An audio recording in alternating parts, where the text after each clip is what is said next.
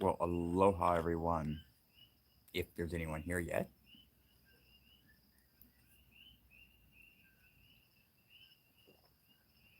same routine. Gonna wait just a bit for some people to join in. It, of course, takes YouTube some few minutes to notify people.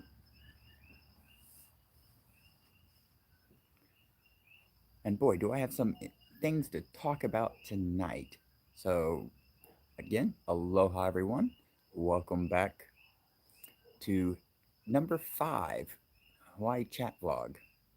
Still don't know what I'm going to call this, but that's pretty much what it is. Aloha Minority. Hello, Pete. Aloha, Jan. Aloha, Maria. Yeah, tsunami, that's one of the things we're going to talk about. But aloha, Jack. It's been a couple nights since I've done this. Needed to take a break. Had some things I need to catch up on. Also had to finish up the aloha, Karen. Had to finish up the Name the Drone semi-finalist video, which that is up if you haven't seen it. And we have our 9 finalists. I will be selecting 3 of my favorites from those entries, and that is what y'all will get to vote on.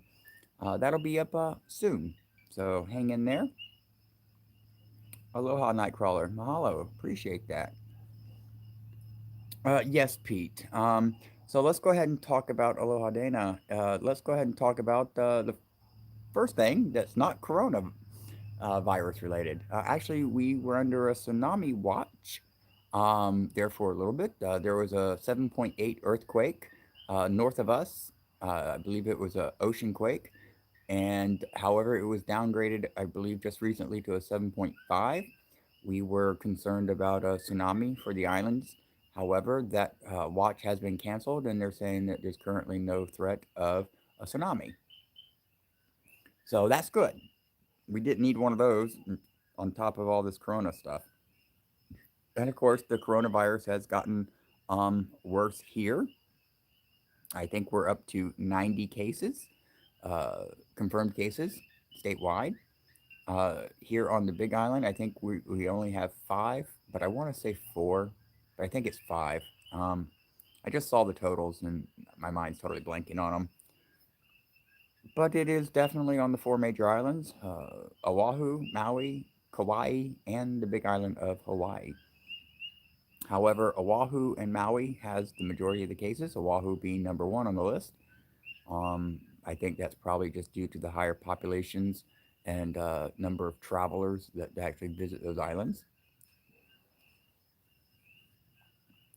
So, we also have a couple other pieces of information. I think the last time I streamed, we already knew that the governor was shutting the door on travel here, sort of. Anyone that travels to the islands, whether you are a visitor or a resident, you will be required to go through a 14-day self quarantining isolation period, whether that be at your place of residence or at your hotel accommodations. So, yeah, that goes into effect 12:01 a.m. Thursday, the March 26th. However, we did get an announcement yesterday that the governor has also signed another order, which is a stay-at-home order, which goes into effect at 12:01 a.m. Wednesday, which is of course tomorrow. And so the stay-home order is basically telling everyone to basically stay at home. However, um, there are exceptions to the rule. You know, if we're going out for food, medical care, um, people, essential, workers that need to go to work. But there's also exceptions for residents to go out and get some exercise, like to go for their walk or the jog, take the dog for a walk, etc. Things like that. So it's not a mandatory 100%. However, I think if you frequent any public places, they'll probably have an issue there.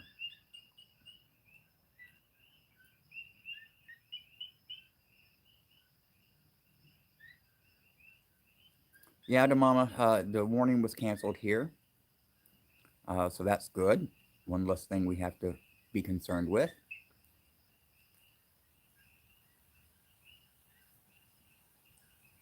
I'm just going through the comments here. Minority Reporter, there will not be any National Guard roadblocks. However, I do know that the National Guard has been mobilized to help with basically delivery of goods to people, that can't leave their houses, things like that. So they're going to be working in a supporting capacity. Uh, Nightcrawler, not to my knowledge. Uh, George, you have a question. Ask your question.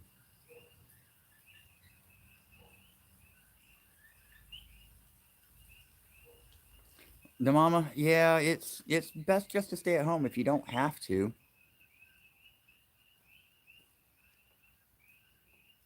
Okay, George, what's your question?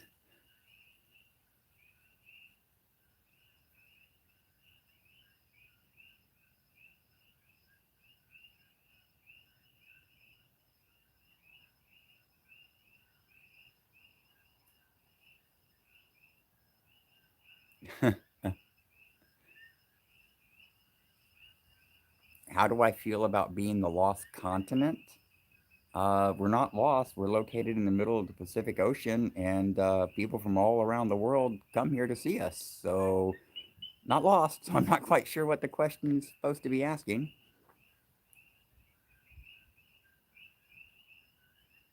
Yeah, our older population definitely needs to take extra precautions. That is for sure. They currently seem to be the more demographics at risk. However, I'm starting to hear a lot of risk of people in their mid ages, 30s and 40s. There some deaths occurring in those people as well. So it's one of those things where you may think you're good, um, but this virus affects everyone probably a little bit differently. And of course, that's speculation on my part. We really don't have a lot of good information about it yet.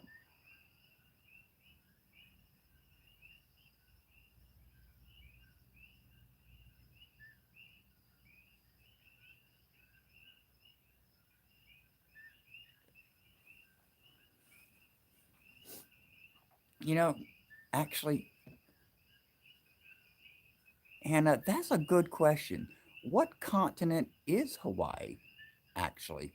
I mean, all the land masses belong to a Pacific continent, but which one do we belong to? That's a very good question. Nightcrawler, yes, Halimau is still, of course, growing at a slow, steady rate as usual. No big changes with the volcano or any of that. Pretty much the status quo.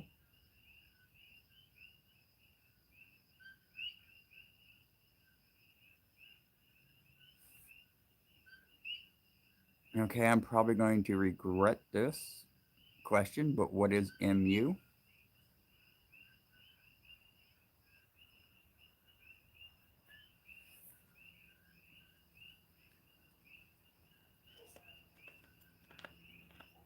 Well, see, Hannah, that's what I think, but I'm sure the scientist has classified it as being part of one of the continental plates.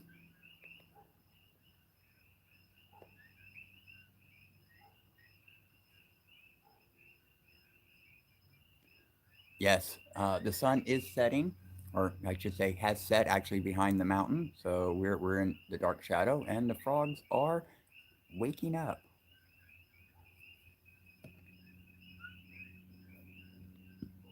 Interesting. The World Atlas says it's not part of any continent. It's a question I never even thought to ask.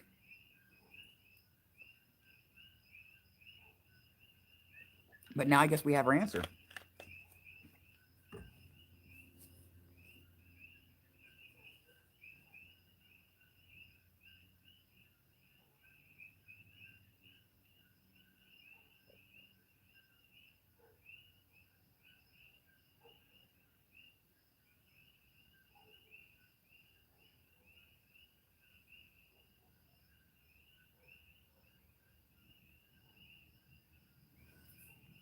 Yes, but those continents are also being reborn where they're being created by volcanoes and other areas being uplifted.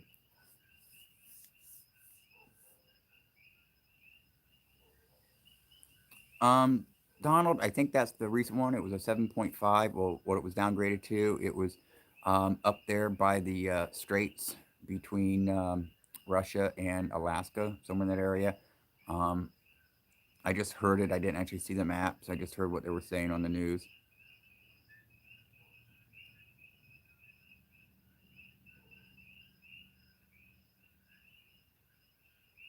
But no tsunami worry for us. The watch here for that earthquake was canceled. So one disaster down, one more to go apparently. Well, I say disaster, but it really wasn't a disaster. However, I do think there are some places up, closer to where the earthquake occurred that are having to keep an eye out. But once I heard that the watch had been canceled, I was like, okay, time to go talk to all my favorite people in the world, which is, of course, all of y'all.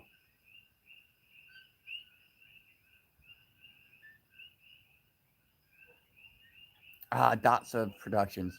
I appreciate that. Thank you. Actually, funny enough, yeah, most of the restaurants are closed, but I did actually have Loco Moco a couple nights ago. I actually made it here at home for the first time.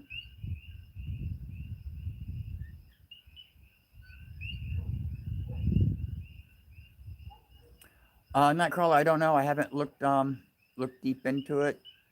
I just know that it was a 7.5. It was north of us. There was a potential tsunami watch put in place for us, but then that it was downgraded to a 7.5 from a 7.8, and the watch had been canceled.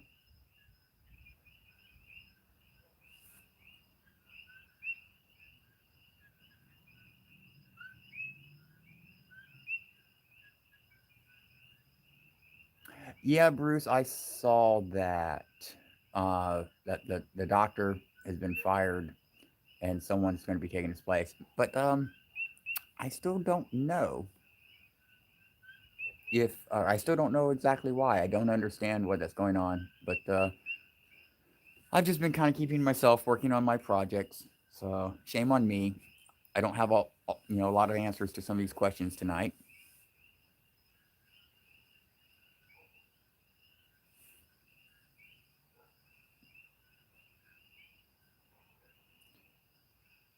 Oh, wow, Chris. I am sorry to hear that. I do know the feeling. Scott from Hawaii Tours, all his tours have evaporated, obviously. My day job, some of the facilities that I work through, they've shut down as well. So the only thing I got going right now is YouTube.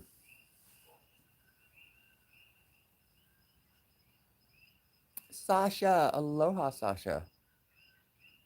And aloha, Taz and Chris and Sophia and everybody else that's came in that I, of course, didn't say hello to when you came in. My apologies.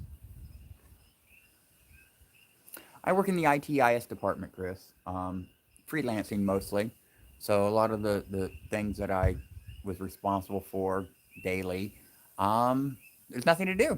So there's nothing to do.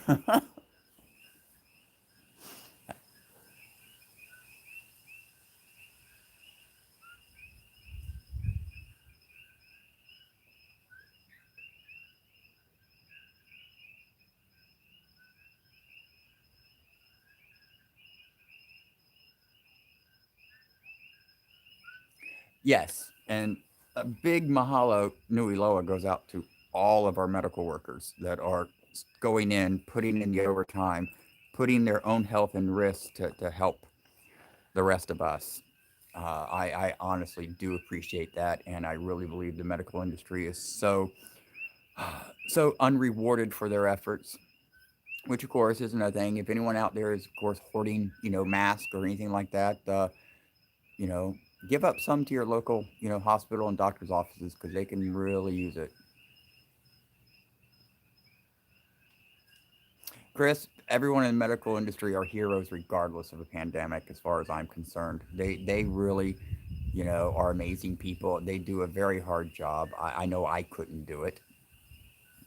Um, so yeah, so they're very special and dedicated people.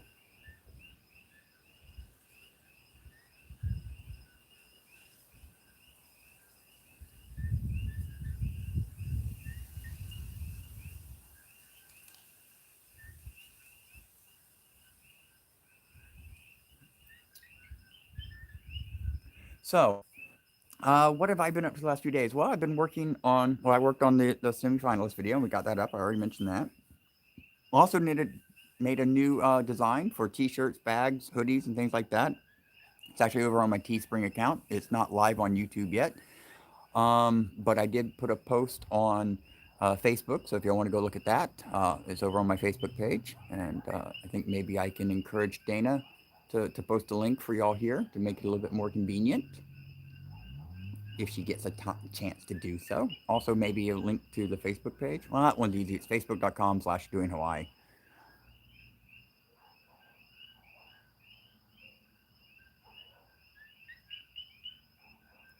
Oh, Pete, no worries there. Thank you, Dana. Yes, the new design is Aloha, is a state of mind. I thought it turned out pretty good. It looks good on multiple colors. And I got basically all colors that are available. Teespring ships to the US and to the EU, if I remember correctly, but not all colors are available in the EU. So those colors might adjust when you go look at it. So I'm also going to be working on some other designs. I'd love to be doing some photography, but I can't really go out anywhere. I mean, I can, but I'm not going to.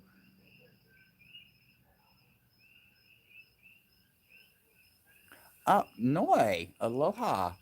And no, I did not know that. So that was Sasha that was so generous. Let me see. Let me see. I gotta go back. I gotta go back. I gotta go back and look. That's the productions. Oh, I thought that avatar looked familiar. My goodness, Sasha, you need to speak up. Oops, I hit a wrong button.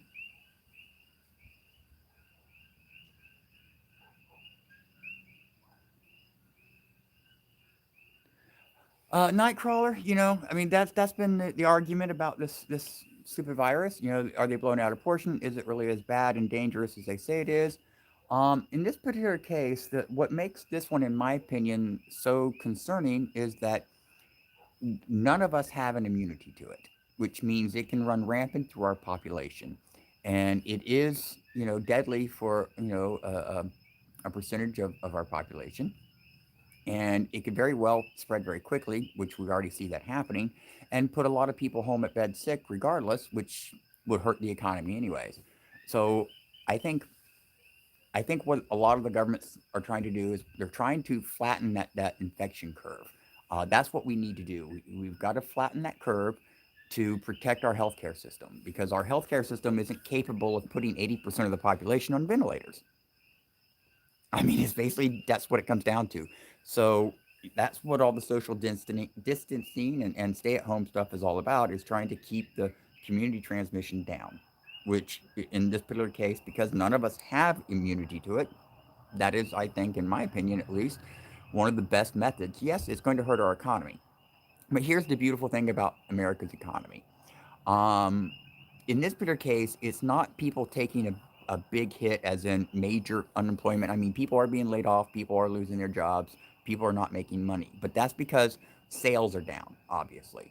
But once this is all over and people start getting back to normal lives, sales are going to go back up, people are going to have to be hired, and the economic engine is something that our entire society is based on consumerism. And so once consumption starts again, the money starts flowing, jobs, start appearing, etc. So I don't think it's going to be that big of a deal, economy wise, for the I'd say the majority of people. I think who this is going to hurt the most is the top percentage of our financial echelon, so to speak. That 10%, that 20%, they're the ones, losing most of the money, but they'll survive it too. I mean, they'll be fine. And Minority Report, you're absolutely right. People's lives before money. You know. So in this particular case, yeah, we need to shut it down. We do at least for a month, and it isn't gonna kill the world. It's not gonna kill the world. There was a time that societies existed. You know, and people basically took care of themselves. They grew their own food, they made their own clothes, etc. And the world got to where it is today. So um, I don't think it's as big as a concern as some people might want to make it be, but it is something we should be concerned about. I mean, we need to get this taken care of as quickly as possible, stop the spread, find a vaccine if we can, blah, etc. So we can get the economy going because everybody needs money. Yes, the one thing we all have in common is we all need money for one reason or another. So, and unfortunately, money has been one of the reasons why the virus has spread. I really believe that if when this first started, if our government would have, passed legislation or put out orders telling companies, hey, look, we don't care what your refund policy is, refund those people's money for the airline tickets or for the cruise tickets or the hotel tickets or whatever. Yeah, it's going to hurt those businesses, but then people would have canceled and gotten their money back versus traveling anyways because they didn't want to lose the money. Now, not everybody would have done that. I'm sure there would have been a percentage of people that would have done it anyways, whether they could have got a full refund or not. But there was a lot of people that had to make that financial choice. Do we lose, a couple $1,000s or do we go anyways? And they figured, well, let's go anyways. Let's roll the dice.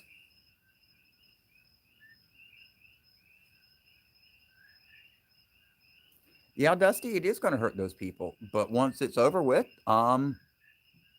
everything will come right back. That's the thing about the U.S. economy. It can take a hit regardless. In my opinion, anyways. This is of course all my opinion and my speculation, but I've seen it numerous times in our economy. It can take a hit, and it hurts for a little bit, but then it comes back, and when it does, it tends to come back a little bit stronger. Mimi, aloha. I'm glad you caught the live as well.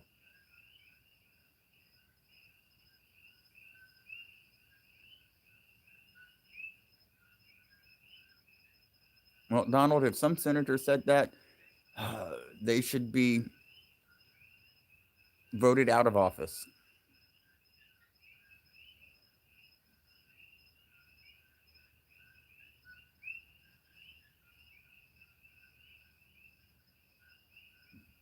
Nightcrawler, you're absolutely right. The virus is a catch 22.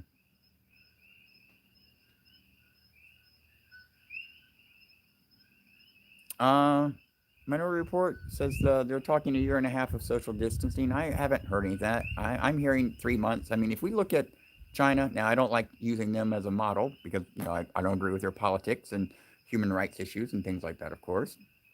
But they shut everything down, and they've got a huge decrease in number of uh, infections, and a lot of people have recovered. Of course, a lot of people died as well. But they're actually now letting people in Wuhan out of lockdown, and they're able to get out, with certain rules still in place. But they're surviving, they're recovering. So I think we can look at that particular pattern in infection and recovery, happening here, and it was what 2 3 months is what it took. So I think anywhere else, it's probably going to take that as well. Yeah, Xander, unfortunately I don't have a lot of confidence in some of our leadership right now because I think trying to reopen America by Easter is foolish, and I do not have any say over that.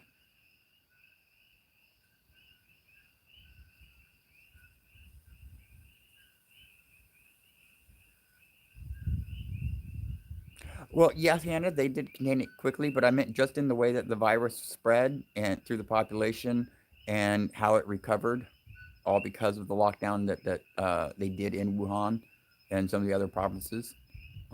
They should have done it sooner, and if they had done it sooner, I think may have been over sooner. And that's what we got to look at here. We can't, I'm afraid what the politicians will all do here is once we see a flattening in the curve, they'll think, oh, we're out of the woods and it's all good. Aloha, Jeremiah from Strange Hawaii. Um, and then they'll start opening things back up, and then we'll see the infection rates increase again. So it's one of those things that we're going to have to, unfortunately, distance ourselves, limit our contact with other people, make sure we keep washing our hands, and it's going to go on for months until this virus literally dies out because it can't get, into anybody else and affect them. I mean, it's an organism. It wants to survive. That's its main purpose. So, if you basically we got to starve it out. And the way we starve it out is by limiting the number of hosts that it can infect.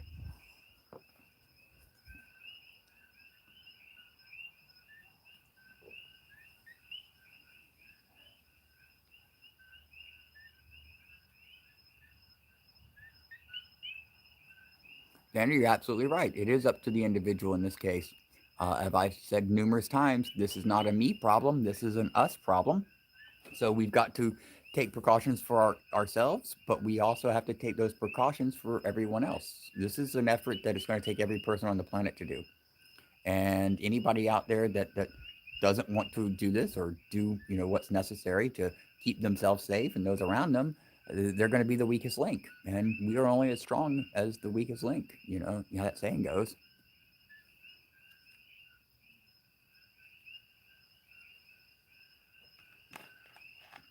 Nightcrawler, did you actually get a test and was confirmed?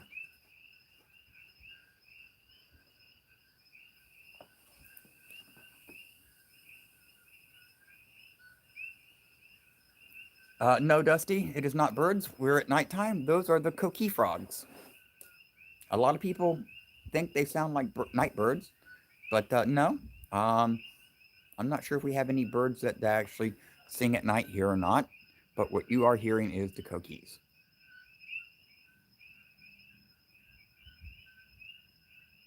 Chris, I absolutely agree with you. People hoarding the stuff should be ashamed of themselves.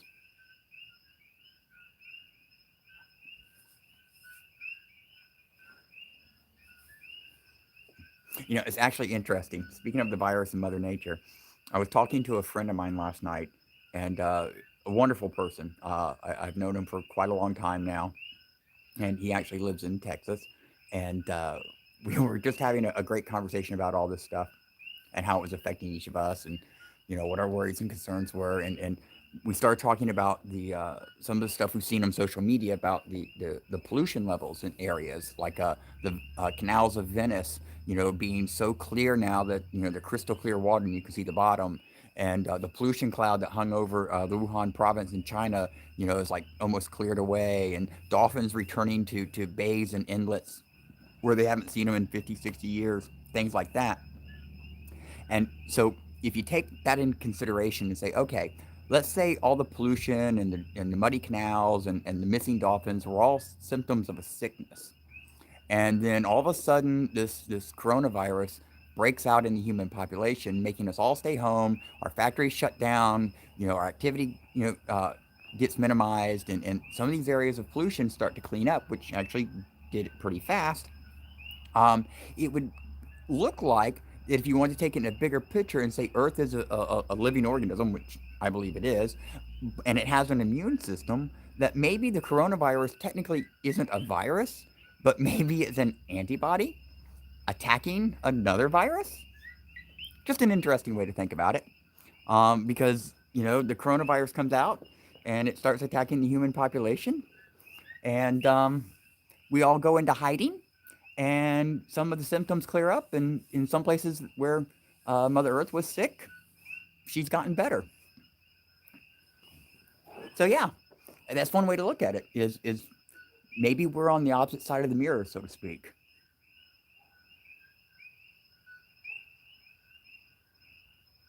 That's funny, Taz. I like that.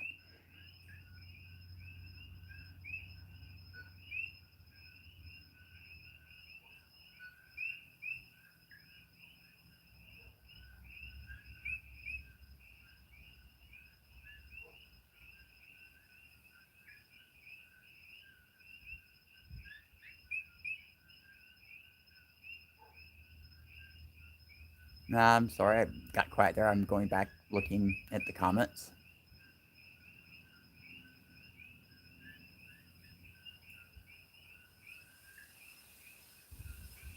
Yes, Mimi, the cookies are nice without the lava, but I have to admit, with the lava, they were just as spectacular.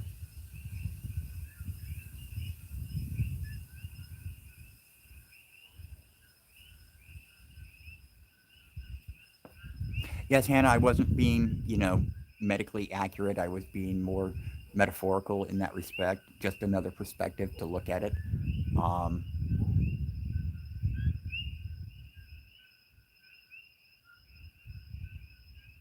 yeah, yeah. Nothing likes the coqui. Well, I bet the mongoose would probably eat them, but of course the mongoose are asleep right now, and the rats are more interested in the avocados and other fruits.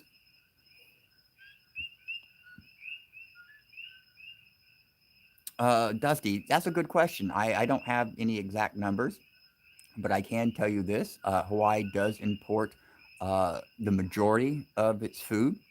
It is shipped in. We do have some farms here. We used to have a lot more, but unfortunately, a lot of our farms were in the Puna district, and they got wiped out with the 2018 eruption. So that is one thing that, of course, we are concerned about here. What happens if this virus gets so bad that shipping is cut off? We do have a nice wild pig population, at least here on the Big Island. So I know there will be some meat available for a while. And of course, we've got fishing. Uh, and whoever has gardens, or I guess be lucky. I'm lucky. I have a bunch of fruit trees, but don't have a lot of fruit right now because we're in blooming season. So, yeah, that's something to be concerned about. But I don't think that's going to be a big worry at this point. Not yet, anyways.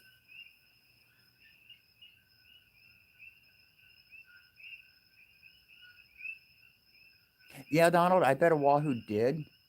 A lot less cars running around there.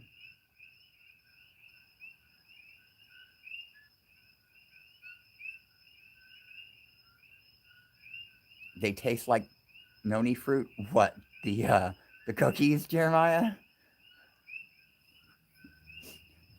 And how would you know they taste like noni?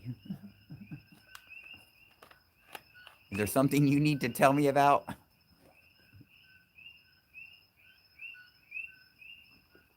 Well, Nightcrawler, you may have to wait for your cone of coffee.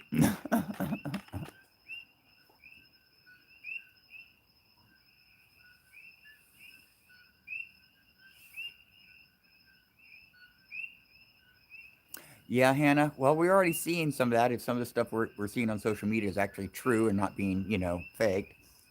We are seeing air pollution in some areas, especially areas that are dense in warehouses, or not warehouses, but factories. Um, so our industrial areas, we're seeing some clearing there, and definitely in a lot of the waterways and things of that nature.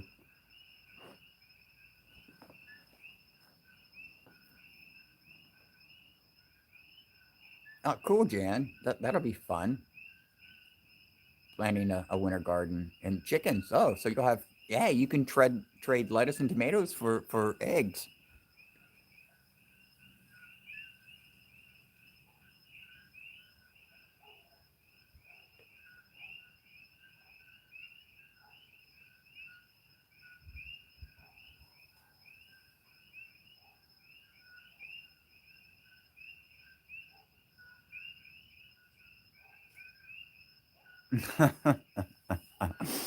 Yes, Nightcrawler. No coffee would be an apocalyptic situation. I think actually, if something was to happen to the coffee supply, I do believe the world would literally shut down at that point. There'd be no saving it.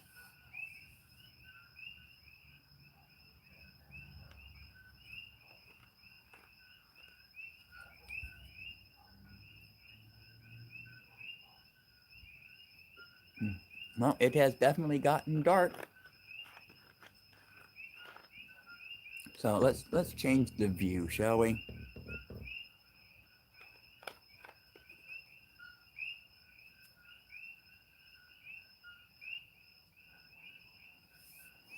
So yeah. So for some of you that may not know, mentioned it earlier.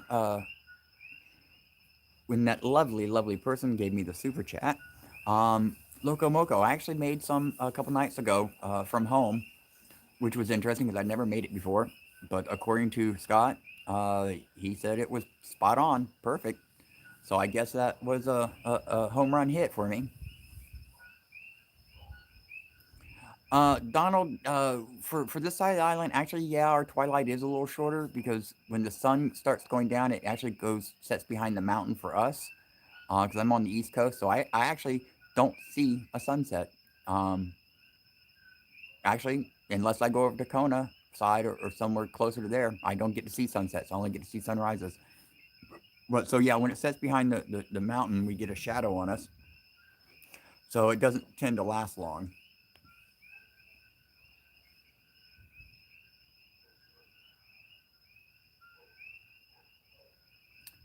Time here in Hawaii is 7:21. For anyone that was asking.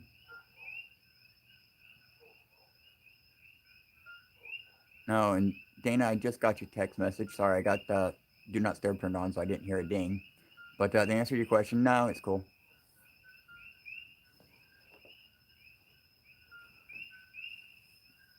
Well, Sophia, if cats eat the coqui, they're not doing a very good job. We have a very large feral cat population here in Leilani, and the frogs are still outnumbering them.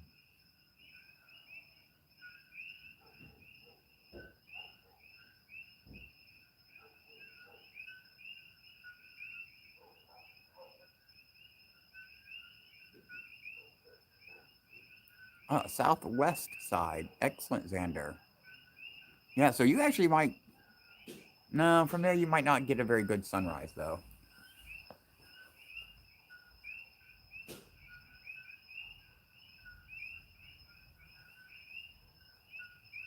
But I've noticed now that the sun has definitely went down, it has gotten cooler out here.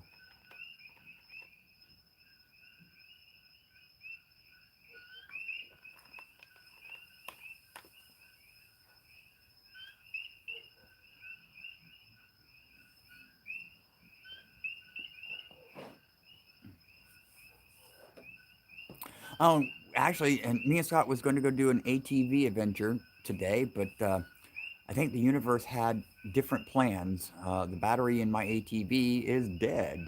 Um, and jumped it off and it would start up, but it wouldn't stay running. It wasn't able to put enough charge in the battery, so I don't think the battery is taking a charge anymore. So I went looking for a new one today before everything started shutting down, and unfortunately, I wasn't able to find one.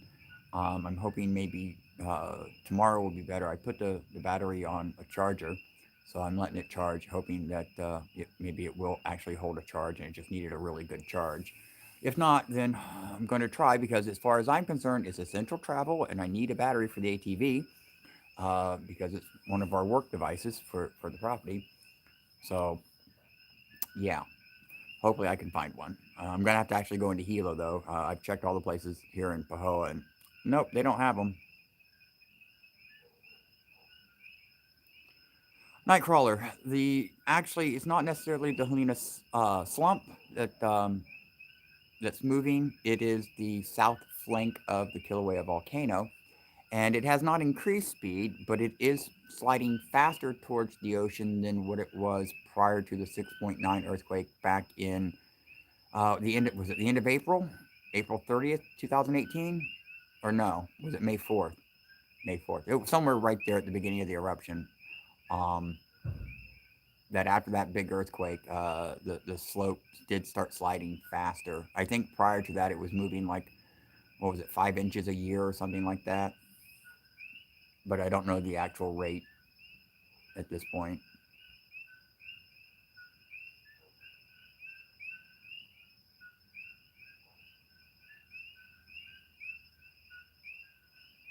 So, here's a question for y'all. How have y'all been keeping yourselves entertained during all this?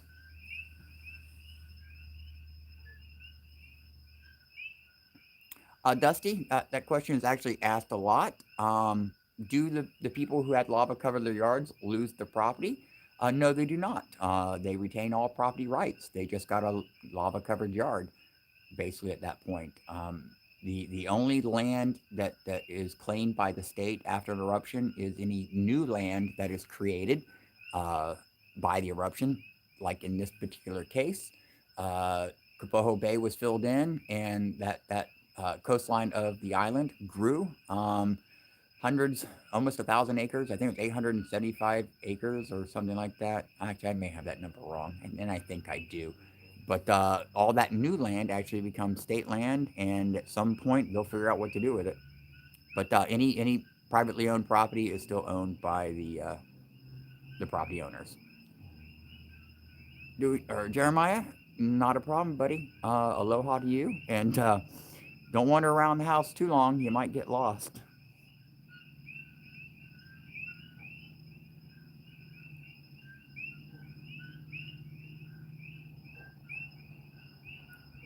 Yeah, Xander, we have area like that here now in Pahoa for sure ourselves.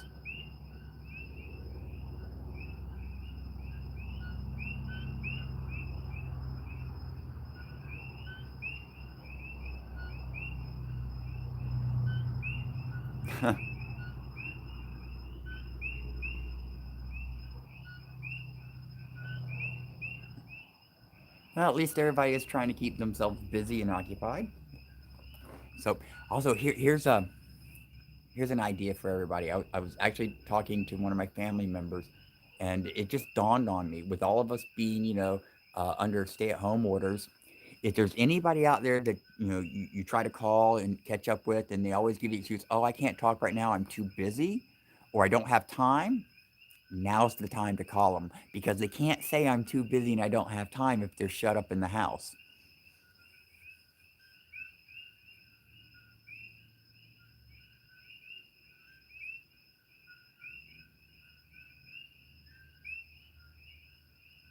Ah, cool, Dusty. A telescope will definitely take up some time at night. I need to actually dust mine off and pull them out too. I haven't actually, boy, I haven't looked through them in quite a long time.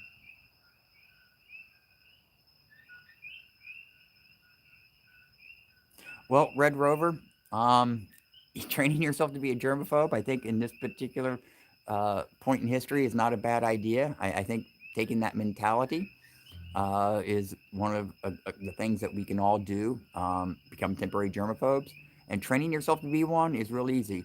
All you have to do is go online and Google um, some images and videos of how many microbes and bacteria and germs and stuff is just on all the different surfaces, like on your phone, light switches, doorknobs. The list goes on and on and on. Because it wasn't up until, all this stuff that I really started thinking about how many things we touch on a daily basis. And we do it instinctively, just out of habit, like touching our faces constantly. We don't even realize we've done it most of the time. But besides that, all the different surfaces and all the objects that we touch, that's being touched by other people, especially out in public. See, that's why the social distancing and shutting down certain business types really makes sense during this, is because we touch everything there. I mean, when you go to a store, you're handing over either cash or your credit card to the cashier. They're touching that, which just touched the previous, customers, money or credit cards. Or when you sign, your name or put in your PIN number for your debit ATM card, etc. That was all previously touched by potentially hundreds of people before you. So those things all have to be cleaned, pretty much after every customer in order to keep it, safe, so to speak. So these are all the things that I noticed, just going back thinking about, okay, well, a couple weeks ago when I was there, what all did I touch? It was like, okay, I opened the door, I touched the glass, I touched the credit card machine, the clerk actually handled my card, or I paid cash and, got change back, so, and I think these are the type of things that a lot of us don't really, you know, are consciously aware of because it's such a normal, thing for us to do nowadays.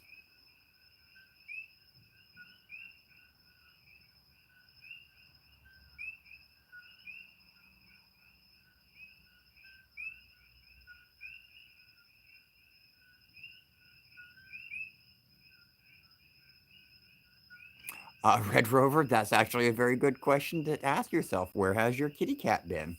Um, and cats do like to get up on all the different furniture. So anything that's on the bottom of their feet is going to be on that stuff.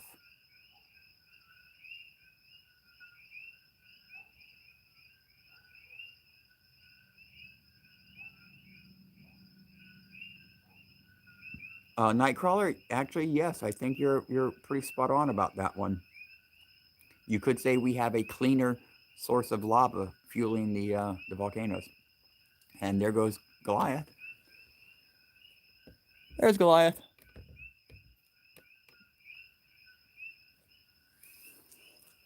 He came out to visit. Hi, buddy. Yeah, that's a good boy.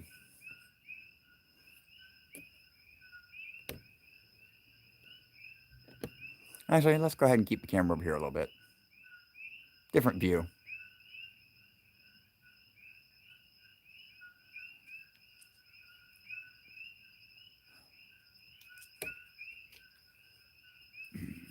Yes, Goliath, I will scratch your chin.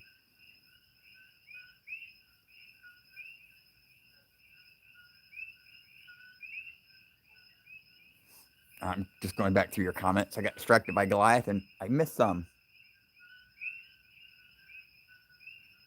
No, Chris, it's Goliath.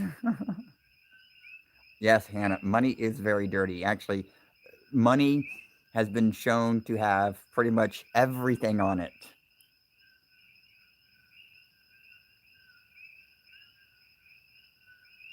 And I mean everything.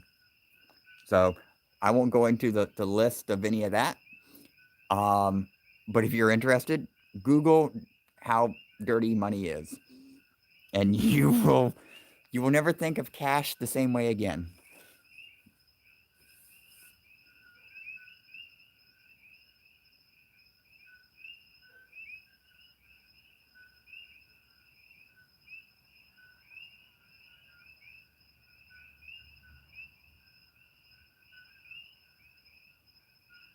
Yes, Hannah, I'm actually at my house, which is also Scott's house. Scott is my housemate, and he's my best friend as well. Oh yeah, Jan, the shopping carts, the handles on them, and of course, yeah, the things I've seen people do with shopping carts and how they've handled them, especially, and I hate to say this, no offense, but people with babies and shopping carts, no, thank you. Oops, sorry.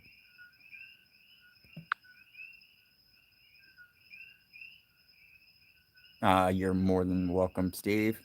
Yeah, a lot of people don't like the coquis. They find them irritating.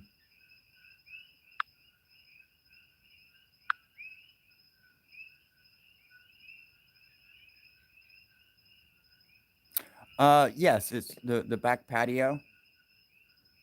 It's actually high course aggregate cement.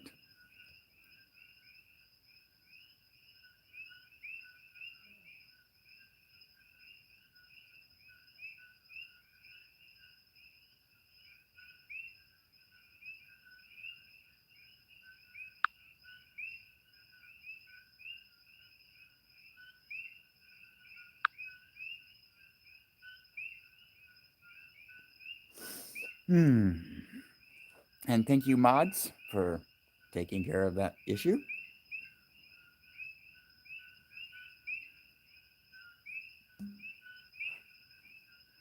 Sophia, that's a good thing to do. What are you listening at, Goliath?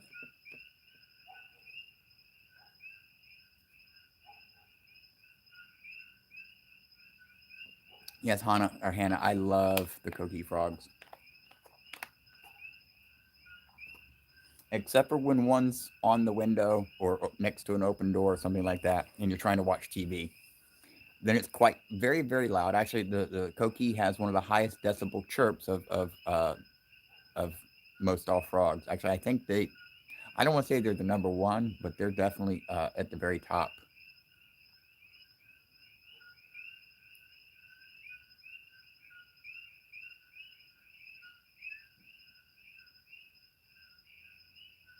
Goliath hears one of the neighbor's dogs down the street barking.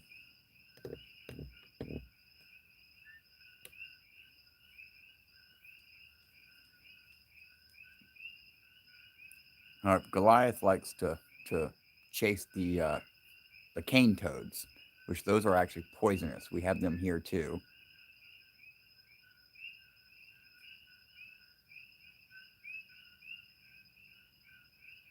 As a nightcrawler, yes. Wood cutting boards are very bad. They're very porous and they can hold on to a lot of stuff. That's why you should always use one of the hard surface ones.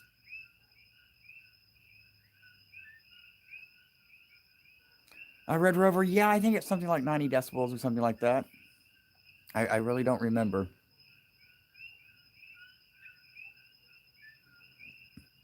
Alcohol in the car. You really, Sasha? You're gonna laugh at that. How many times have I heard you? Oh, I'm just driving down the highway, watching your stream or video, Charles.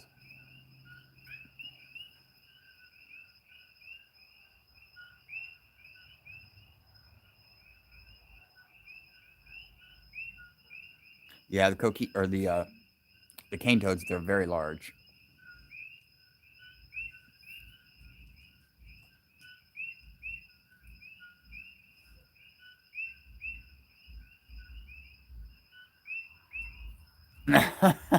Well, you better not be driving, Sasha. Hi, Goliath. Hi, Go Bups. I can't sit here and scratch your chin for you because I am talking to all these wonderful people. And if I don't watch the chat messages, I miss stuff, and then I have to go back and look through it, and then I'm silent because I'm trying to read, and then they all thought I left or something.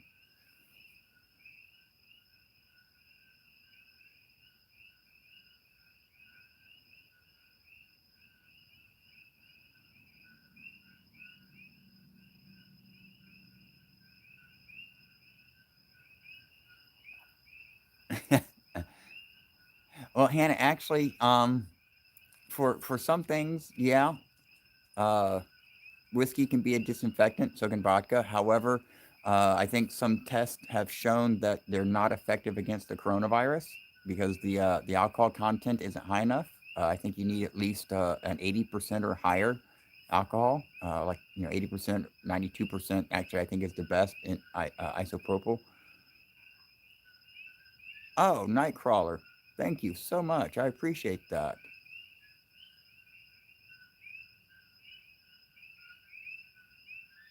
Yeah, Goliath, he loves his chin scratched. I don't know what it is. Most dogs don't like you touching up on their face like that, but I can scratch the top of his snout and the bottom of his chin, and he'll just sit there for an hour and let me do it. Hannah, yes, actually, Everclear, 191 proof, as they've sold in Georgia, labeled diesel fuel. That actually will work.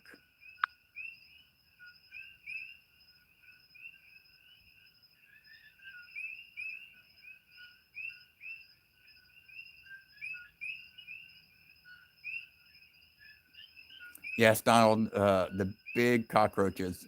In Florida, we call them palmetto bugs because they tend to mostly want to live in the palmetto bushes. But we have a slang name for them. We call them B-52 bombers because they like to fly there and land on you. But here, easy enough fix. All you got to do is put out a dish of soapy water, and they'll head for it to get something to drink and end up falling in and can't get back out because the soap causes them to get waterlogged and they sink to the bottom, and that's the end of that.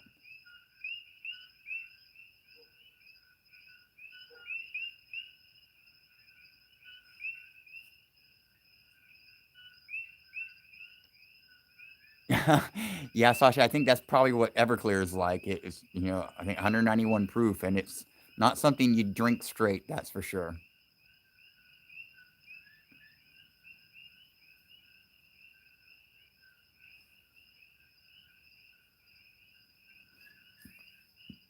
Yes, Dusty. They've discovered that the coronavirus has a fatty, oily outer cell wall, and soap is very effective in causing that wall to burst, which will kill the virus. Well, if you get the right spot, but not all dogs, Chris, like their faces to be touched. Some dogs do, but most of the dogs I've encountered, they don't mind back of their ear scratch or the top of their head or their neck, but they don't like you scratching right there at their nose or between their eyes. Goliath though loves it.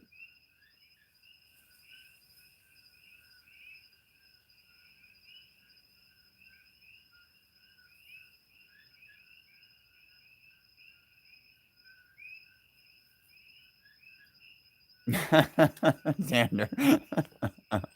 That's funny. Well, it looks like Goliath has left us. Where'd Goliath go? Goliath, get out of there. You need to leave that frog alone.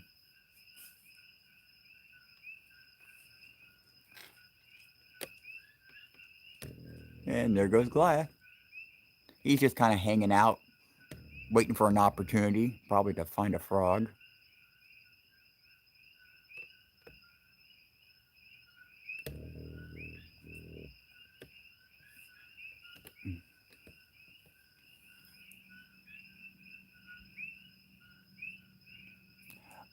Griffin is inside, Chris.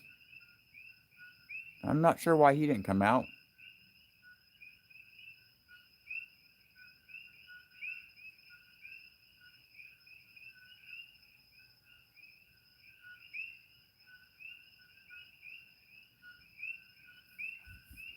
Yeah, I'm not a real big insect guy myself. I there's only very few insects I like. Beetles I think are cool, though some of them can be almost terrifying looking. But I don't like spiders. I don't like bees and wasps. Um, things of that nature. But caterpillars, butterflies, I guess the non creepy looking ones.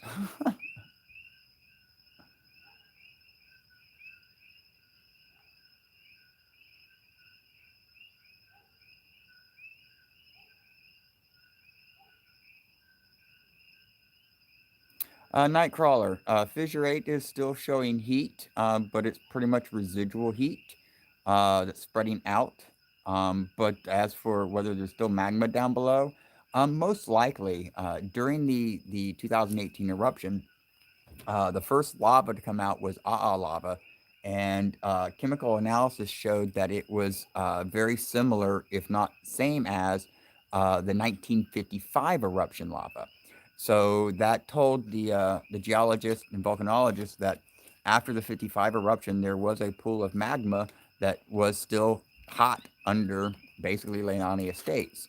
So it would stand to reason, since the new lava pushed out the old lava, that the new lava basically filled the void and is sitting there now, which is why we're still seeing, steaming and things like that. But a lot of the heat that we're seeing on the ground level or surface level is mostly residual due to radiation from deeper down. And when I say radiation, I mean radiant heat from deeper down. Alexander, I don't like the centipedes at all. Those things here, they look like they want to eat you. Well, you can go upstairs, Goliath. Go on. Hold on, everybody. Goliath wants me to let him inside. Come on.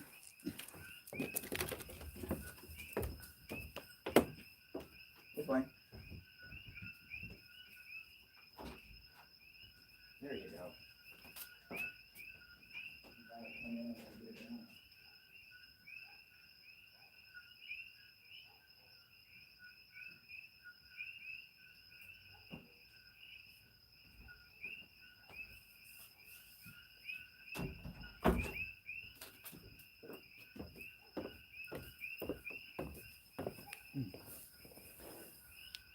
Okay, I'm back. Sorry about that.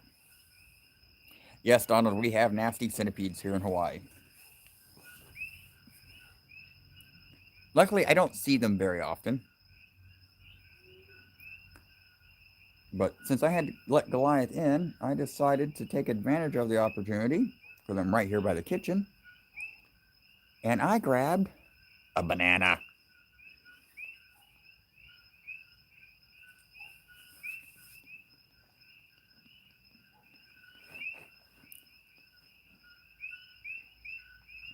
Well, Xander, I didn't need to know that.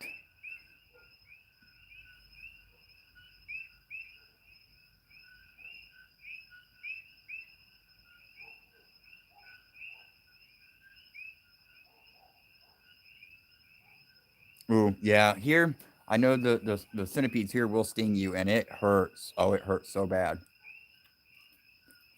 I don't know from personal experience though. Mm. banana is very, very good. And it's fresh. Fresh from the backyard.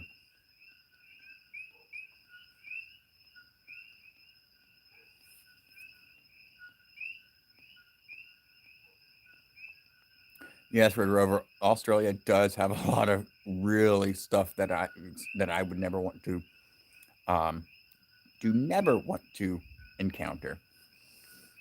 Elisa, do red bananas grow in Hawaii too? Um, well, if it's a tropical variety banana, which I believe all bananas are, I would imagine it would grow here, but I'm not quite sure uh, which banana variety you're referencing when it says red bananas. Um, I know we have the apple banana and the ice cream banana and the miniature bananas, and then there's what I've been told is called the purple banana. It actually starts out purple, but then when it ripens, it turns kind of reddish orange, and the inside flesh is really orange, almost tang color, and they're really, really good.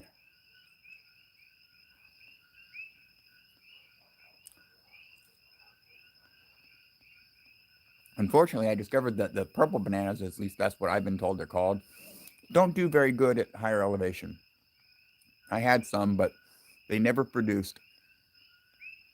Well, then eventually, unfortunately, Bungee Top got a hold of them, so I had to take them out.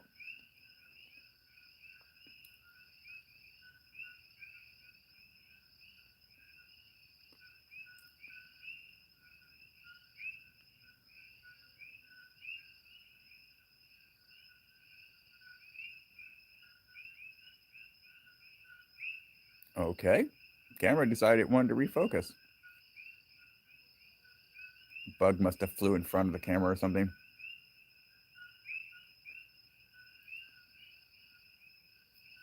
I do know that over on the Kona side, there is the banana virus, so bananas are quarantined over there. You're not allowed to take them out of the area. But I still don't really understand what the banana virus is.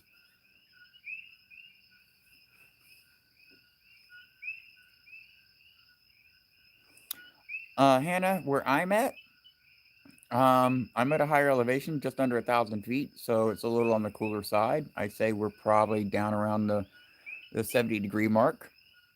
But at lower elevations towards the ocean, it's quite warm, and I'm sure it's probably a beautiful night there.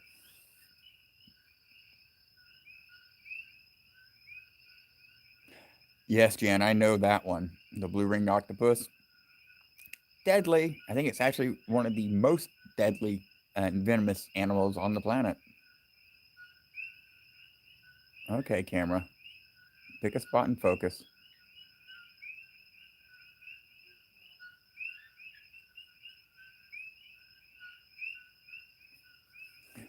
Yeah, I never heard of banana virus either, but it's some type of virus that affects the bananas. Actually, Sophia, if she's still here, she's over on the Kona side. She probably knows more about it than I do. So, Sophia, if you're still here and you want to chime in on that one, please feel free. Ooh, snow. Sorry about that, Nightcrawler. I don't like snow, but I'm not a cold weather type person. I like it to stay 75 degrees or warmer all the time. But I was born in Florida. You know, I'm a summer baby, so I like the heat.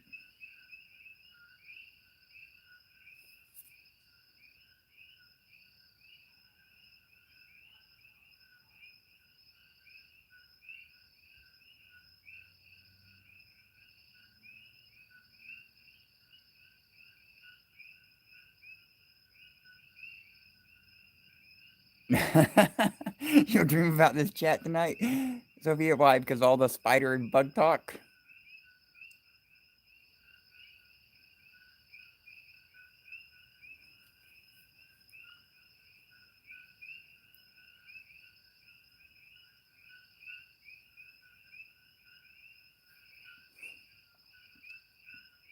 You know, I really wish YouTube would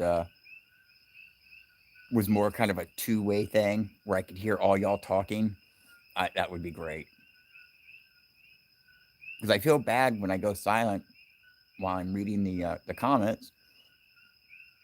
But it does seem in most of the comments, y'all are talking amongst yourselves anyways, and I'm just a voice in the background.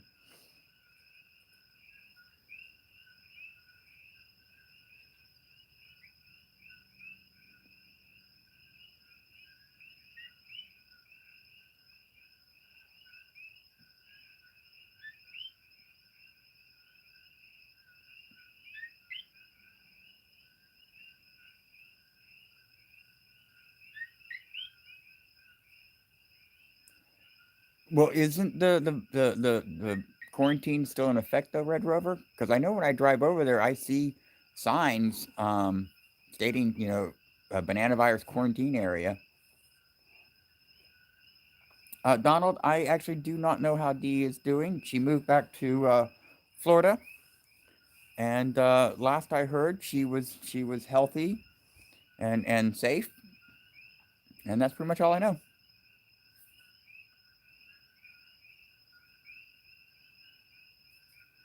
Yeah, Alicia, I thought about Discord as well, but that means I would have to learn something new, and I don't know how that would work in conjunction with YouTube. I know there are some YouTubers out there that are using it, but I thought Discord was just a text chat.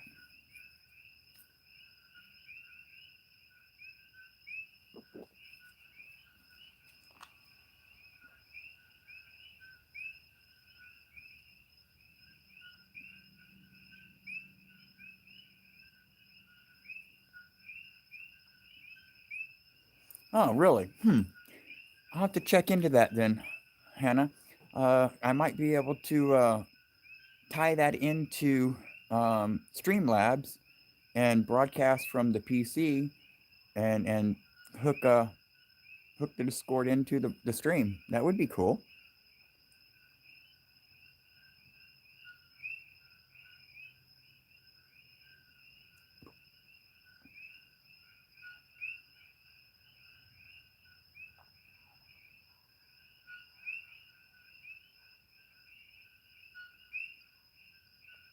Yes, Nightcrawler. When measured from the sea floor, it is the largest.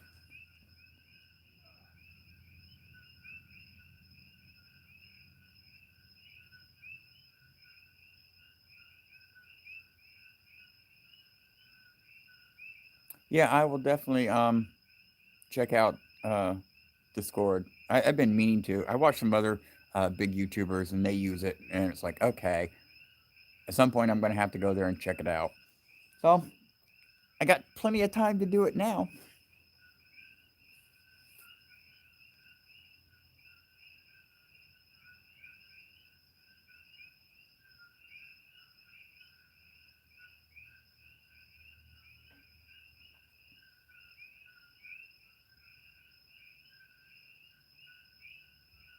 Another platform?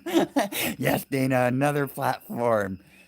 Boy, this whole 2018 eruption has really educated everyone in all kinds of things, not just volcano.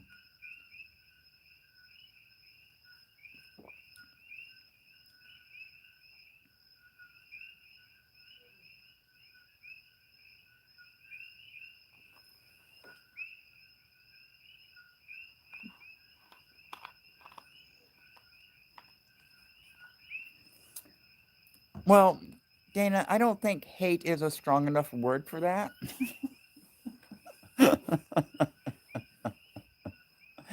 Nah, I do dislike social media because uh, mostly Facebook, and it's because there's always so much drama going on Facebook. People are always arguing and putting things up there that they shouldn't be putting up there, and um, so yeah. So I have very few friends in my Facebook list. Actually, it wasn't up until the eruption that I started doing Facebook. I had actually left the platform, and I pretty much came back just because of the channel.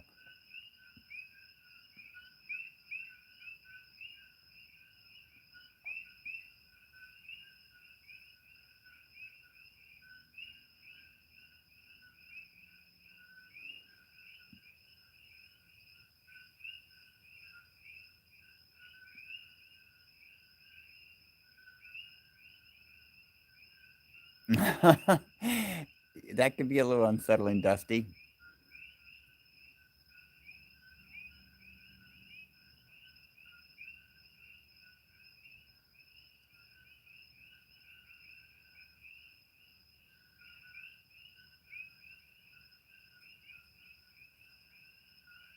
I don't think so, Dana.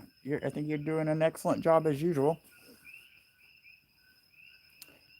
But yeah, so I don't really do Facebook for personal stuff. Like I said, I've got a few friends, especially people I've met from the channel that I hooked up there, but we don't really communicate there that much. Mostly we communicate via text.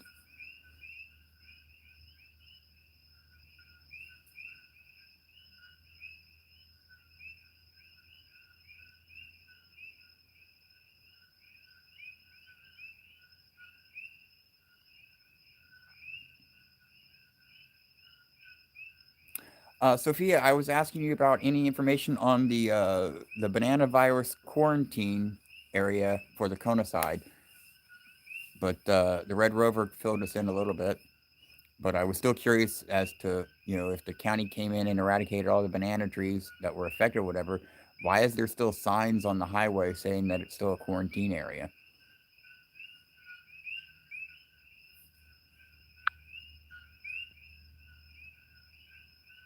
Yeah, Scott can be a funny individual sometimes, especially when it comes to technology.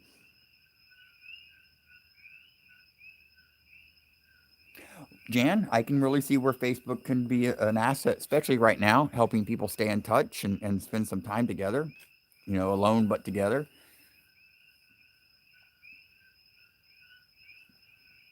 Oh, well, that answers it right there. County never takes signs down.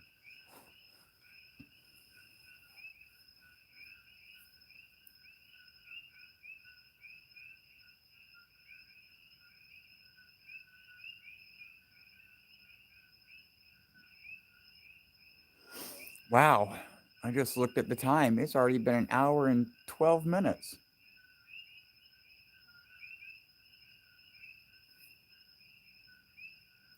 Nightcrawler, I'm not sure what the actual name of the variety is that you're referencing. Simple little Google search should show you. And if you want more information on that variety, uh, University of Hawaii Hilo has a great resource on agriculture for the island.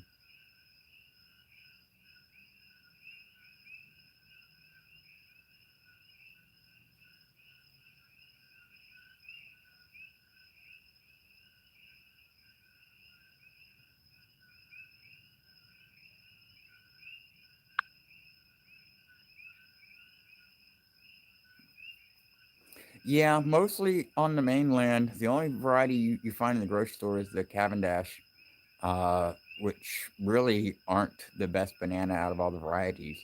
And I don't understand. I tell you, if these bananas that I have here were sold in grocery stores back on the mainland when I lived there, they would have been the ones that I were buying all up. I've been buying them all up.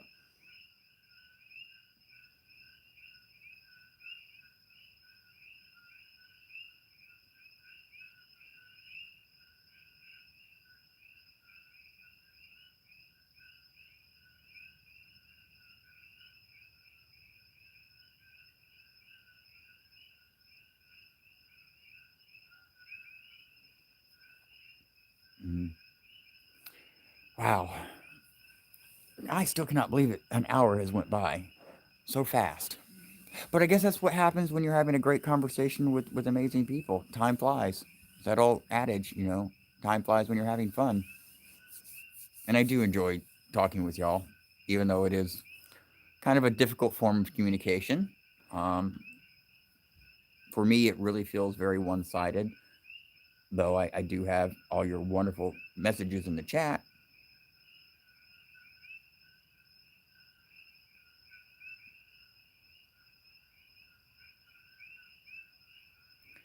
Ice cream bananas. Okay, now see, I've heard people here reference ice cream bananas, but and I think those may be also what people are calling the purple bananas as well.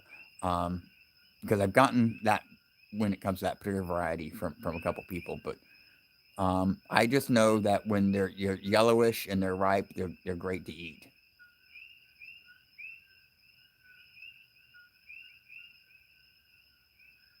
No, Dusty. Actually, that's the problem with banana varieties is that if some type of disease, or something gets in there, it can wipe out an entire variety because they're all genetically the same. Even the bananas here, they don't produce fertile seeds. They actually grow from shoots that shoot off from the main root. Once a banana starts to bloom, it will actually shoot up keikis, around its base. Keiki being, child or baby.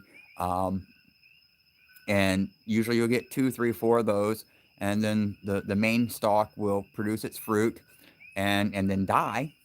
So you only get one bushel of bananas from each stalk, and then of course the babies take over the process, but they're technically the same genetic as the mother plant. So that's why having that's why the Cavendish, which actually wasn't the first banana in grocery stores, the original one that was harvested and cultivated for mass sale actually was infected by a virus, and it pretty much caused that particular variety to go extinct. And that's when the Cavendish was adopted to replace it. And I did hear some time ago, it's been a while back ago, but I heard that there's another virus threatening that particular variety as well. So the Cavendish might also go extinct before too long.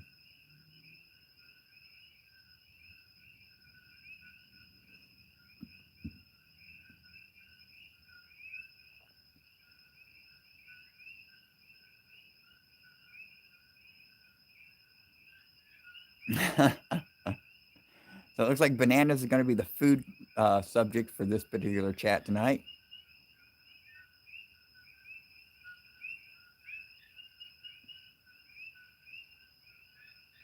It was me, Chris. When I let Goliath in, I grabbed a banana out of the refrigerator and had to show it and share it with all y'all. But for those that are wondering, that's what's left. Nothing more. I don't like the little end piece there. Don't ask me why. I just don't.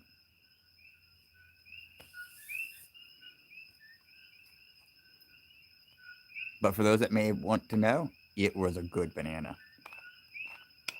It had gotten more ripe than the one I had the other day. Aloha Zenthiogen.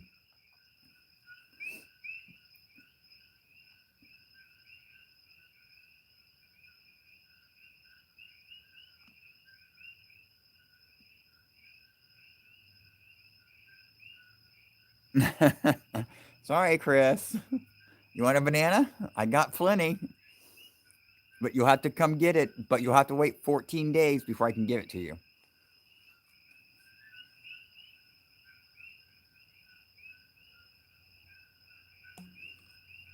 Oh, Sophia, that one's not that ripe. See, it's still yellow. It's perfect, actually.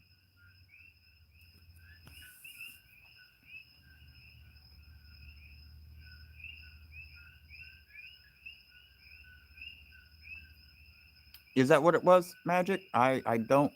I really don't know. I don't remember.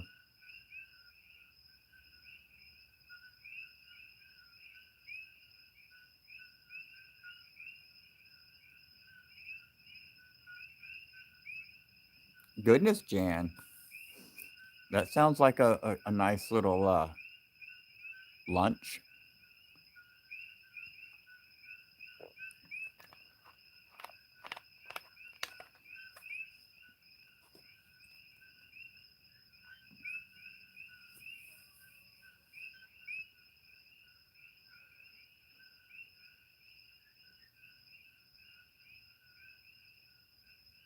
Yes, Dusty. The mangoes and the guava and the papaya are very good here. Unfortunately, I can't grow any mangoes on the property. It's too wet.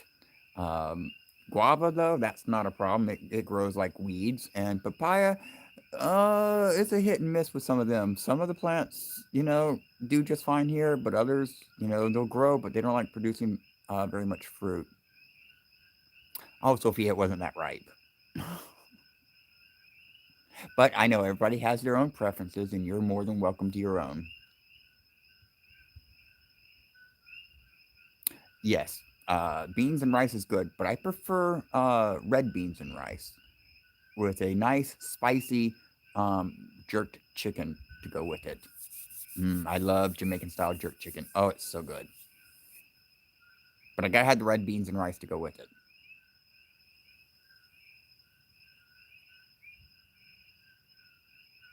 Aloha, Pam.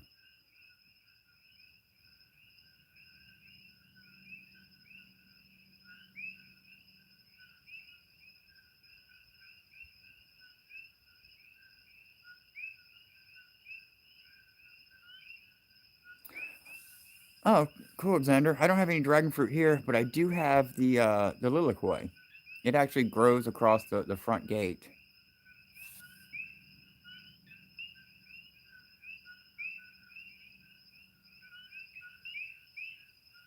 Ah, there we go, Sophia. We've got a dish in common finally, for sure.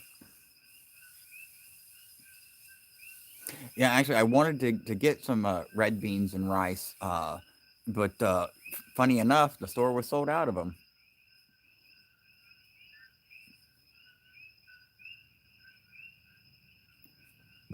Uh, Zenthiogen jerk chicken is a Jamaican recipe. It's basically a jerk sauce that's marinated and usually barbecued in.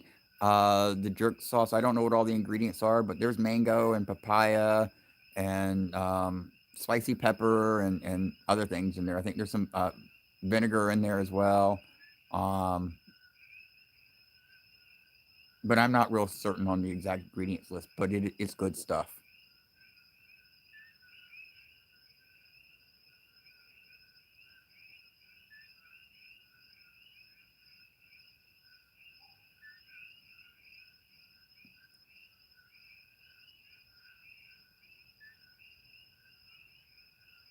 Uh, excuse me. I do not know if you spelled it wrong or not, Sophia, but it doesn't matter. We all know what it was.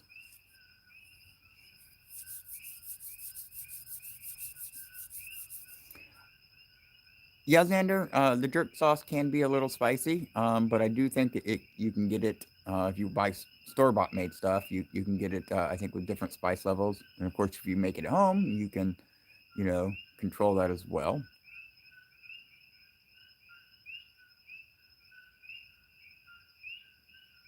Sorry, Chris, if we're making you hungry, I really do apologize. But the title of the stream does say current events in Hawaii, food, and everything. So you were warned that there was going to be talk about food.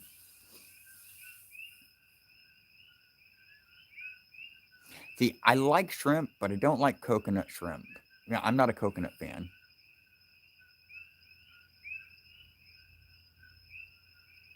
I don't blame you, Red Rover. I'm not a huge spicy person either, except for one dish, and that's chili. I love my chili to be a little spicy.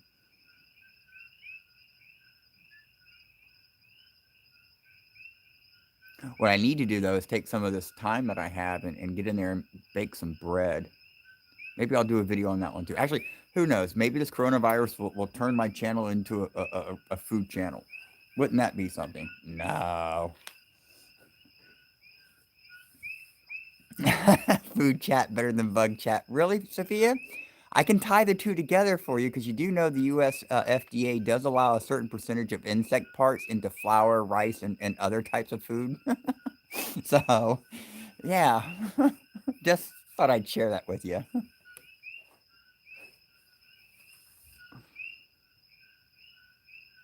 Ooh, yes, banana nut bread. That's one of my favorites.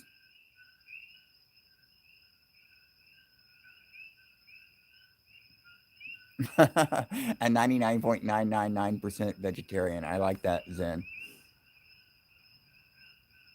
Oh, Chris, I don't like cabbage either. I'm not a cabbage person.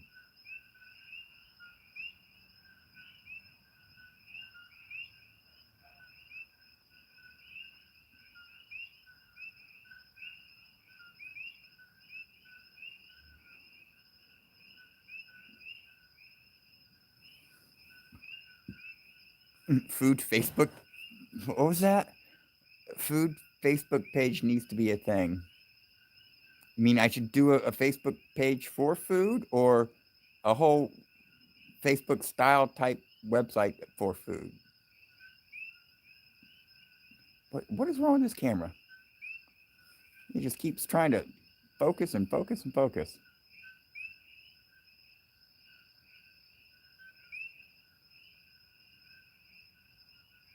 Danny, no, the tsunami warning for Hawaii, or excuse me, the tsunami watch, never made it to warning, was canceled.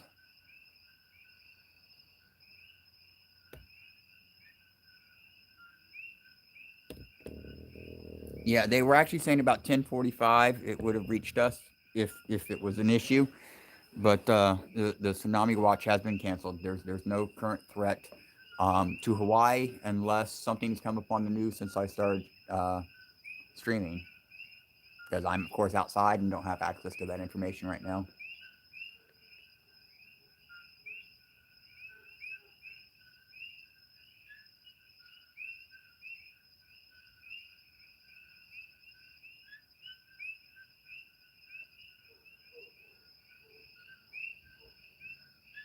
Oh, you got a brother here, Danny? Which island is he on? The Big Island, or is he on Oahu or something?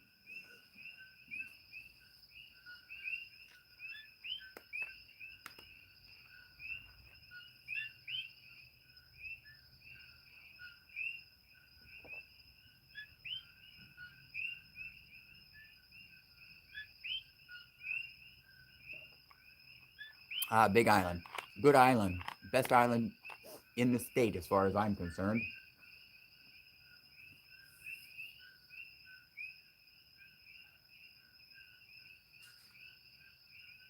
Oh yes, thank you, Dana. I totally forgot about that one. Yeah, I do have one food recipe, food video, uh, how to make homemade uh, creamy Parmesan salad dressing. It's a really good recipe. Actually, it's funny, Dana, that you bring that up. I actually made it tonight. We for dinner we had chef salads, and of course I made the creamy Parmesan dressing for it, and it was really really good.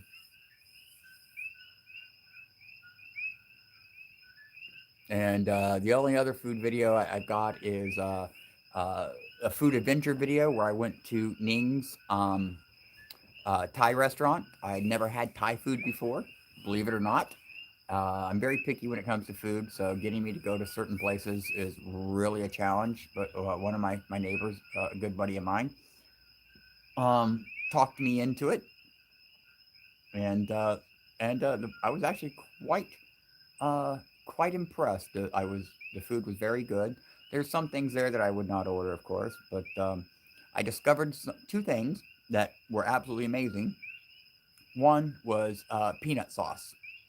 Who would have thunk it that peanut sauce would be good on chicken? That was good.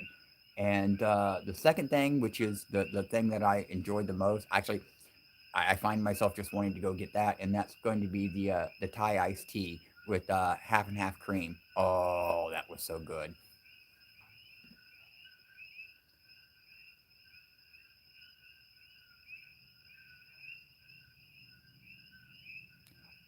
Yes, Red Rover, I did do a pot roast, but I think that was just pictures. I don't think I did a video on it. So I don't remember if I did or not, but I do got a killer pot roast recipe too, and it pretty much takes the toughest chunk of meat and turns it so tender.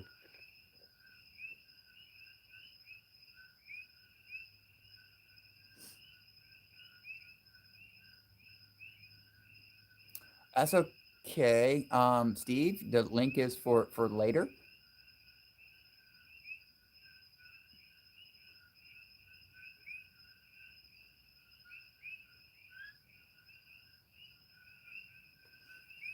Well, the Thai iced tea is it's black tea with something else in it, and my buddy has told me I can't tell you how many times what it is, but it's star something, and so it adds a different flavor to it, and the cream, the half and half cream, just really kicks it up to kind of almost like an iced tea milkshakey type flavor, but it's not thick or anything like that. But it was really good. So if you got any Thai restaurants around you, I suggest go give it a try. If you're a person that likes tea, different teas, then you'll love that.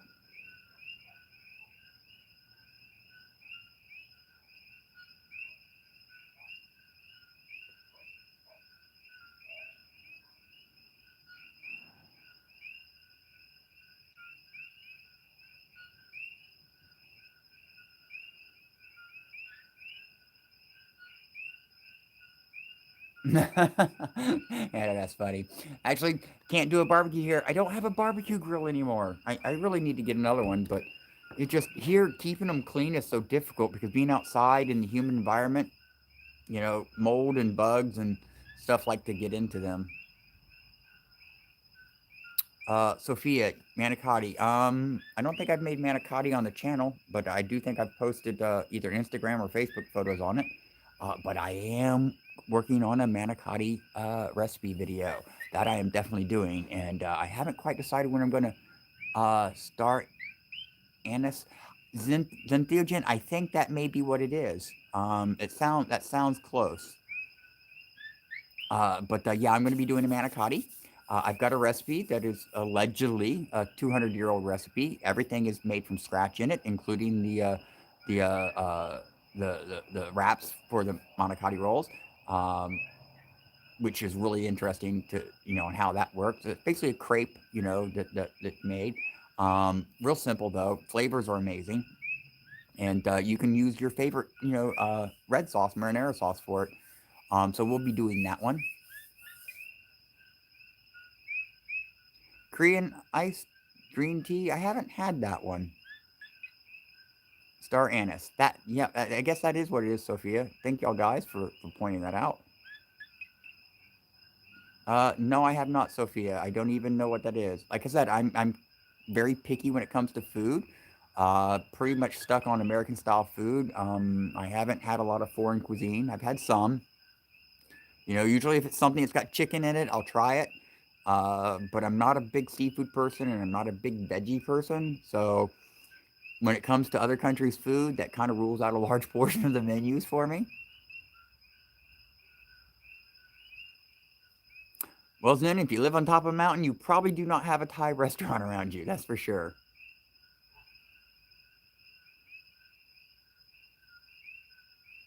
Well, Dana, then you don't let them get the chicken saute.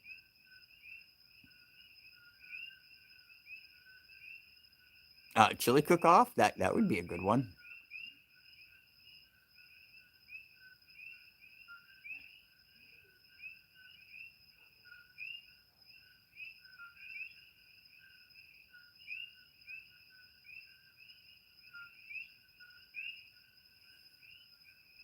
I'm reading through the comments again. Sorry, everybody.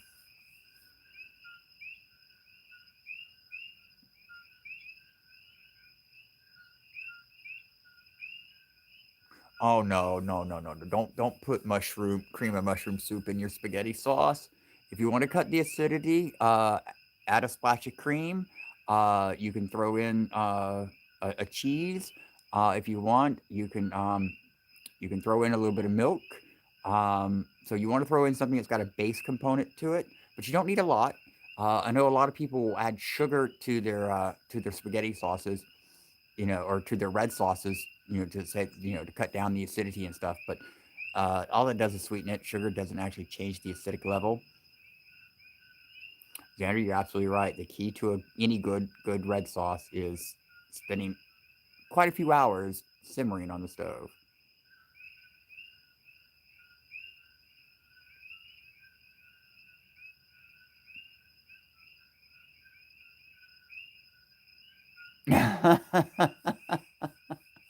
um, Dana, you're right. French fries is my favorite vegetable.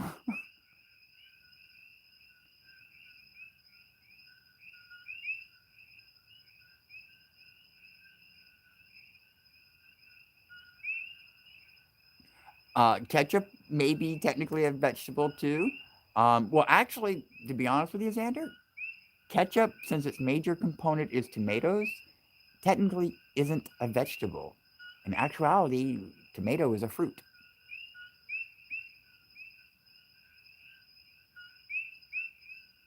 Yeah, Dusty, baking soda can cut down the acidity in tomato sauces as well. Though, um, I prefer to use a little bit of cream or something like that. Well, Chris, it may not be appealing to you, but they may like it with that. I don't recommend it, but hey, I like sharp cheddar cheese stuffed inside spicy dill pickles baked in the oven, and other people don't.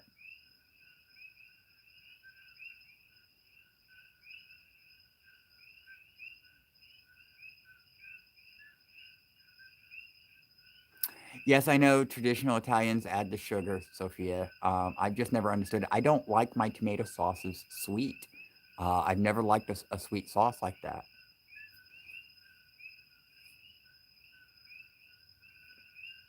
Ooh, 10,000 pounds of French fries, night? Boy, now you're talking my numbers.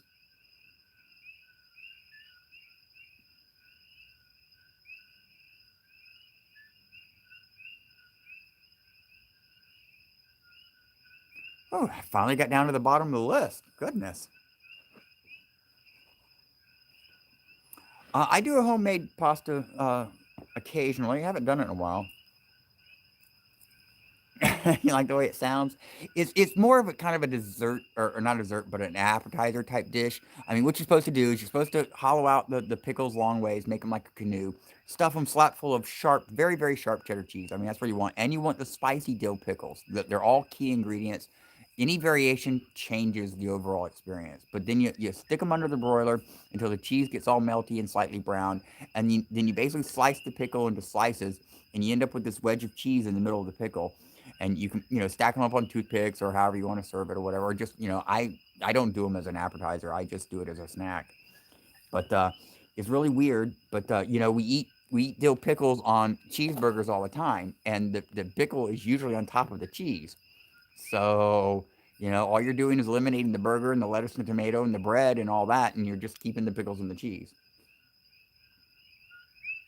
So I'm a picky person, but I have some weird you know, snack items that I like. And the cheddar stuffed baked pickles is one of them. Well, Xander, to be completely honest with you, where that recipe comes from, it comes from childhood actually, and it comes from growing up in a poor family and having to be creative when it comes to certain foods in order to have something good to eat.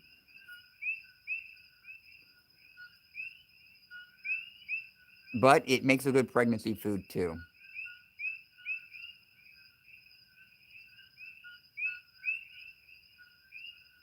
Yeah, deep fried pickles not too bad. But I'm not a big person in deep fried things. I don't like all the oil. Ooh, 10,200 feet, Stuart. That's way up there. Well, they do. So where would that put you at? What's the name of that city? I forget.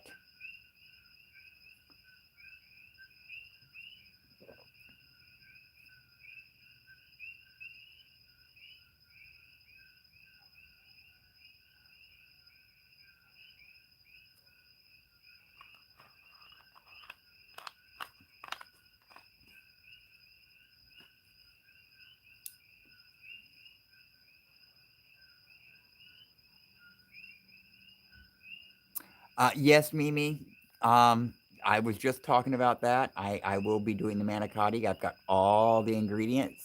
It's a recipe I don't make very often, simply because making the crepe shells to use as to oh, excuse me, making the crepe shells is a little time consuming because you got to kind of do them one by one. At least I do, so I can get them nice and round. But you'll see all that in the video. It'll be up here soon. So I basically got to make it, film it, eat it, and then edit it, and then publish it.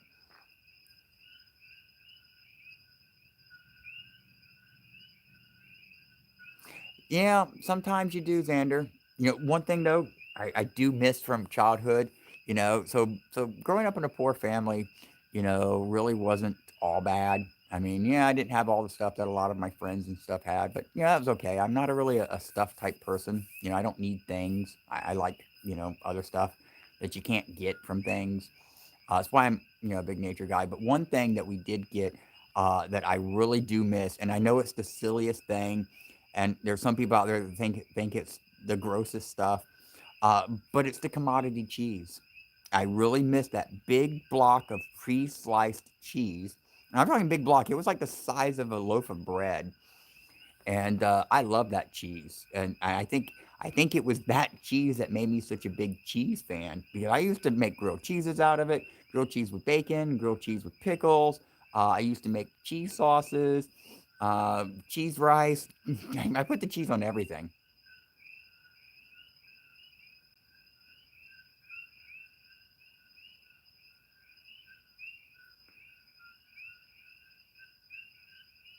Highest I have been is Mauna Kea. Yep, yep, that is the highest, Jan. Well, at least for here in Hawaii. And I think actual peak height is 14,000 something feet. I don't know. That's a question for Scott. He knows all that stuff.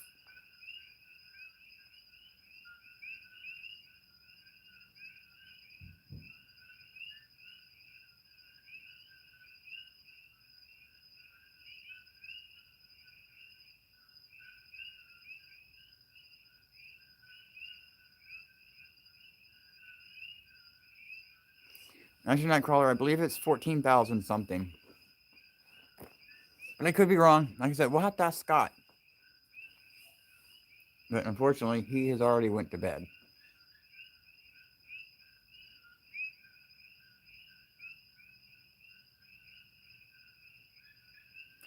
Oh, Zen, snow has always been more trouble. It's cold, it's wet, it can give you frostbite, it closes down the roads, it can lock you in your house.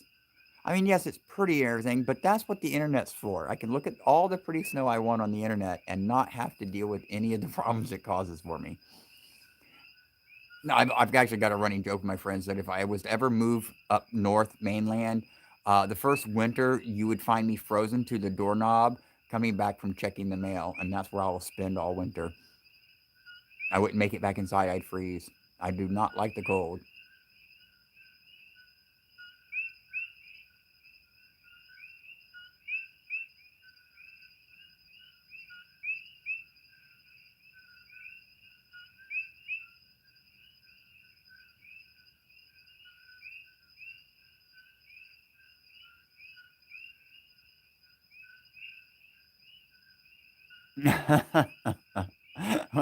Mahalo, Zen. I'm glad you like it.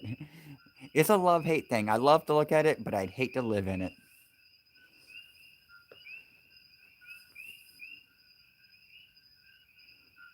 But a lot of people have that same sentiment about volcanoes. Something they love to watch, but they wouldn't want to live on one.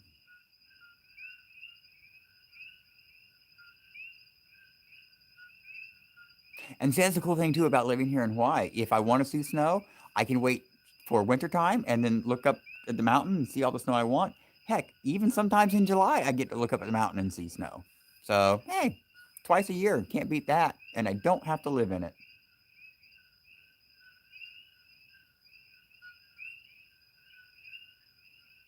Well, that's a good way of looking at it, Nightcrawler.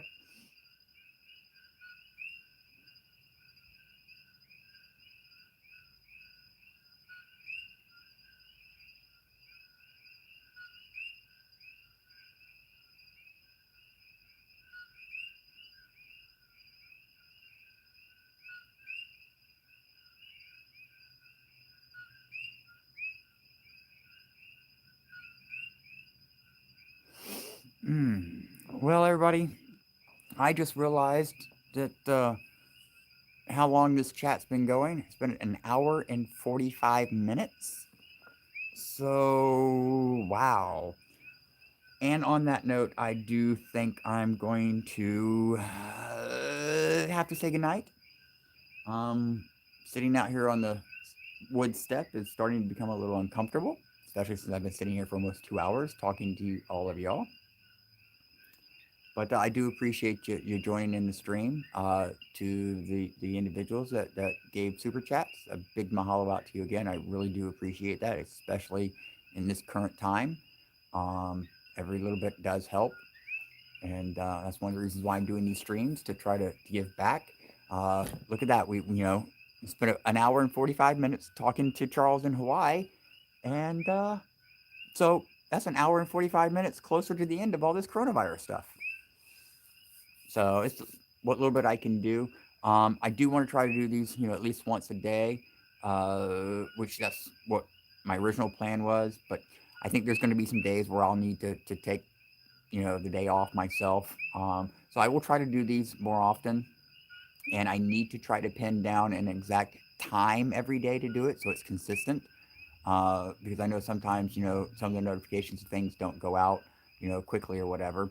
Um, so I will work on that, I promise. Can't make any guarantees. Who knows what's happening tomorrow. But, anyways, again, appreciate it. Don't forget to hit that subscribe button if you haven't done already. Do the bell icon, select all notifications if you want to make sure you don't miss anything, since I'm not a very scheduled type person. So it's really important to hit that bell icon and select all notifications. That way you do get notifications if you want to keep up with it. Don't forget to hit the thumbs up button. That lets me know y'all are enjoying these type of streams. And check out the links down below. Also, Facebook page, Instagram, and all that good stuff. It's all down in the description. And I really do appreciate y'all, hanging out with me. It's really great. I do enjoy it. And it seems like food will ultimately be the big topic of conversation.